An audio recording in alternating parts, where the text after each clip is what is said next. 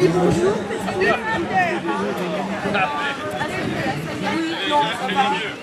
Un métallo avec Philippe. Non, si elle est métallo. Sinon, c'est pas Garde à vous.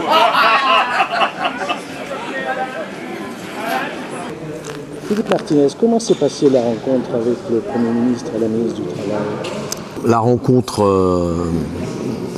devait déboucher sur une écoute, une volonté de dialogue affichée de la ministre et du Premier ministre. Et puis, je pense que le Premier ministre refuse toute idée de pouvoir bouger ce texte. Et ça pose un problème quand le président de la République répète à qui veut bien l'entendre que son quinquennat est construit sur le dialogue social. On est face à un Premier ministre et un président de la République, puisque le lendemain, il a fait une interview dans un journal répétant mot à mot ce qu'il nous avait dit le Premier ministre, qui refuse d'admettre que cette loi est rejetée par une très grande majorité des Français et encore plus au niveau des salariés. Donc nous avons considéré que cette rencontre était plus une opération de communication, en même temps le fruit du rapport de force, plutôt qu'une volonté de sortir par le haut, comme on dit, de cette crise sociale. Alors, la CGT a fait une déclaration liminaire et elle a déposé aussi ses propositions de réforme du Code du travail. On a continué à proposer des choses. Depuis le début, on propose, parce qu'à chaque fois qu'on a prononcé le mot retrait, ça s'est conjugué avec des propositions de la CGT. Et on a précisé depuis ces dernières semaines les problématiques qu'on rencontrait dans ce texte. Ce qu'on a qualifié de colonne vertébrale du texte, c'est-à-dire inversion de la hiérarchie des normes, le fait que dans chaque entreprise, il puisse y avoir des accords dérogatoires à la branche. Le cas le plus significatif étant les heures supplémentaires. On a proposé des choses sur la médecine du travail. On sait combien c'est important pour les salariés de pouvoir avoir accès à la médecine du travail, parce que c'est bien souvent le seul endroit où on fréquente un médecin. On a aussi discuté de l'idée du référendum.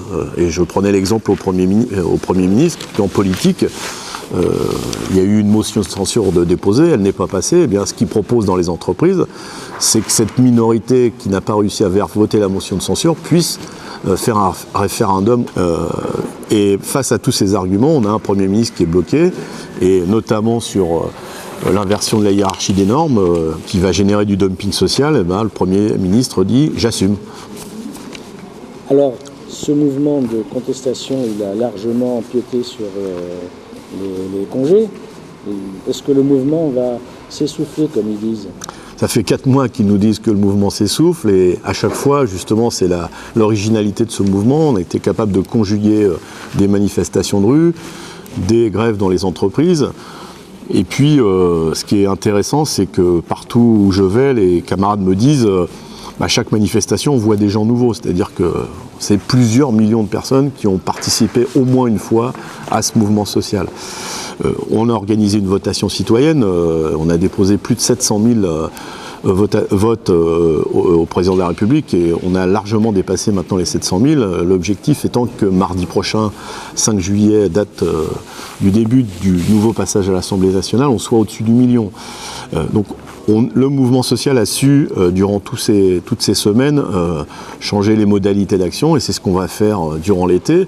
Évidemment, tout le monde a besoin de souffler, et puis au moment où on fête les 80 ans des congés payés, un des conquis de la classe ouvrière, c'est normal qu'on puisse partir en congé, mais durant tout l'été, il y a des initiatives de prévues. Je pense à la caravane des saisonniers, on va rencontrer les salariés les plus précaires, des initiatives autour des étapes du Tour de France, et puis on continue la campagne des élections TPE pour aller dans les petites entreprises. Donc on va continuer à expliquer les raisons de notre opposition à ce projet, et en même temps continuer à s'adresser aux salariés, l'objectif étant que dès la rentrée, de nouvelles mobilisations puissent avoir lieu, puisque nous réfléchissons à une date de mobilisation dès le début septembre. Le secrétaire général de la CGT pense que c'est un grand mouvement qui vient de se passer en France. Heureusement, il n'est pas le seul. Tous ceux qui ont connu d'autres mouvements sociaux considèrent que c'est un mouvement social important, original, inédit, puisque c'est la première fois qu'un mouvement social de cette ampleur a lieu pendant une mandature que certains qualifient de gauche, en tout cas un président de la République socialiste. Mais pour beaucoup, c'est le premier mouvement social. Comme tous les mouvements sociaux, il y a des jeunes qui sont dans l'action et pour eux, c'est la première fois. Et c'est ce qui fait l'originalité de ce mouvement et c'est pour ça qu'on peut le qualifier d'inédit, en tout cas de tout à fait intéressant, tant sur la forme que le contexte dans lequel il se passe. Vous allez prendre des vacances ? Comme tout le monde, mon attachement au congé payé est important, donc il y a besoin, si on veut repartir de plus belle en septembre, de se poser un petit peu. Et en tout cas, quand il y en a qui partiront en vacances, pour moi c'est dans quelques semaines, d'autres reviendront pour continuer à alimenter la flamme pour qu'elle soit tout à fait importante dès la rentrée de septembre. Merci Philippe. Merci.